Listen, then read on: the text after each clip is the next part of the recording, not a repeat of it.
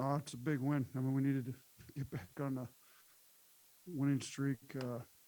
Three losses in a row was enough. We didn't play particularly well, especially on the offensive end. Didn't make 15 from three in the second half and couldn't make free throws late. But our guys fought and battled, and got to give a ton of credit to our guys just figuring out a way to get a win when it wasn't your best game on the offensive end. So I liked where our attitude was. I thought we played a lot harder. I think if we get that effort, shots start dropping like we know they're capable of, I think we can get this thing back to where we had it early, middle of December.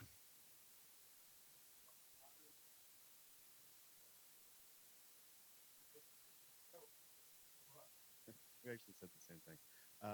Coach, what went into the decision to bring Quinterly off the bench, and what would you say his response was to that? He came to see me. I mean, we hadn't been playing well as a team. We individual players hadn't been playing well. I had meetings with everybody in rotation and some other guys that weren't in the rotation between last game and this one. And when he came to see me, I basically said, "What can I do to help you?" I mean, I felt bad. I think he's been trying to play hard. He's been trying to play the right way. He's been giving us great effort. And he said he talked to his parents and talked about it and brought it up. Like, maybe we go back, because I said he may have been the best guard in the country last year for a stretch there at the end of the year. I mean, he was cooking. He got tournament MVP. When he did all that coming off the bench. So some guys are more well suited to come off the bench. Maybe there's a little less pressure, a little they could see how the game goes. And we had, I think, 3 times six man of the year up at Buffalo when I coached up there. We brought one of our best players, if not our best player, off the bench up there. So there's either he's going against their starting point guard that's a little fatigued, or he's going against their backup point guard if he comes off the bench. He brought it up to me. He played well. Let's go ahead and do it. I thought, let's try to get him going. Thought maybe to help JD get some confidence, put him, maybe give them both a little boost. And thought he played well off the bench. Thought he came in and made some really good plays, great decisions. He looked better tonight. So JD's back's been bothering him. We got to get him playing a little bit better. But I mean, Quinley didn't shoot it great from three, but he was better than he thought. He played better, more explosive, getting the ball downhill against their switches. I thought he looked a lot better tonight. He brought it up, but the 0 for 15 in the second half after scoring almost exclusively from 3 point range in the first half. Things like this where you've seen a team, you know, do everything from the three and then couldn't do anything after the second half. No, not often. I mean, I thought they were pretty good looks too. I mean, some of those possessions where we had offensive rebounds, kicked it back out. A few of them were probably a little too far off the line. Some of our guys are shooting 28 footers when they could have shot a three on the line. Maybe, but again, like there's some scramble situations where that's where you catch it. We're getting an old board and kicking it out. Well, if you take a dribble in, defense is there at that point. So Shaq can usually make them from pretty deep. So can Quinterly. So not complaining about that. I just want them to take open ones if they're open. They're in their range. Like we're going to get them. I'm never going to tell a shooter not to take a shot. I don't really care unless it's late game where we got to take a layup or throw only. So we're going to keep shooting it. I don't think we'll go for 15 and a half again.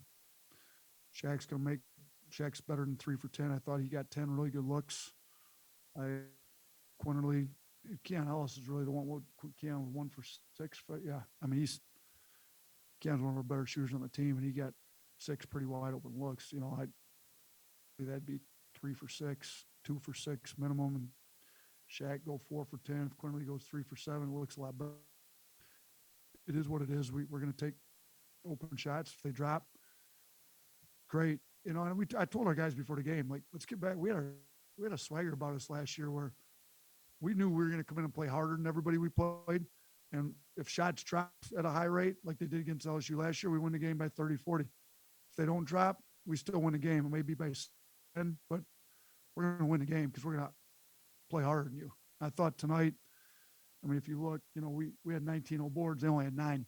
We win the rebounding battle by 8. I thought our guys played hard. So I thought it came to fruition. Let's just play hard. And if we shoot a great percentage, we win in the blowout. If not, we win a tight one. play one. Coach, a ranked team you beat tonight at home. That's got to be after a 3-game skid. That kind of helps. You guys have beat the number 1 team in the country in Gonzaga. Do you believe when this team's hot, it can be one of the best in the country? Yeah, I mean, we beat the number 1 team in the country on a semi-neutral. It's basically a road to Seattle. We had the number 2 team in the country on the ropes late in the game. Had an open shot in the corner to put us up 1 with a minute to go. Missed or didn't take it. You know, we're there. We've got to piece the whole thing together. We can't do it for parts of a game. We can't do it one game, not do it another game. You know, our wins are good. Our losses are bad. You know, you think about, I'm shoot the next team we have coming in. We didn't play hard enough to win at Missouri. It's not something I want to be said about our teams. We lose games because of an effort deal. We shouldn't be talking about effort, coaching effort. We are. Thought we gave a great effort tonight. Now, are we going to have the maturity to get in on Saturday, do it again the next game? Like, we got to get to the point where we're not coaching effort. We're coaching adjustments in the game. We're running plays, not fighting with them to give us an effort. When we get there, we'll be one of the best teams in the country because we've proven, you know, we get up for big games. Well, that, to me, that's really immature. Like, if you get up for a big game, why can't you get up for every game? And if we got up for every game, our record would be a lot better than what it is right now. Hey, Coach, you guys committed 10 fouls tonight compared to 25 committed by LSU. Just what did you think about your guys like staying out of foul trouble tonight? I mean, we've made a big point of emphasis, get your hands off people, you know, and they're a heavy drive team. I thought we did a pretty good job moving our feet. I mean, if you look at the foul rates, they foul a lot. It's not surprising that they foul a lot. I thought the referees did a good job not getting whistle fatigue. A lot of times, you know, fatigue, traps, presses, switches, gambles, turns people over. They foul a lot, and refs get tired of calling it. I thought the refs did a pretty good job not getting tired of calling the fouls, and we've been really harping on our guys to stop fouling. You know, Noah, Charles, Jawan. You know, Jawan wasn't able to play as much. He got a facial contusion that prevented him from playing after he got hit in the face. But, you know, Jawan had been fouling too much. He wasn't in the game. Noah did a good job not fouling tonight.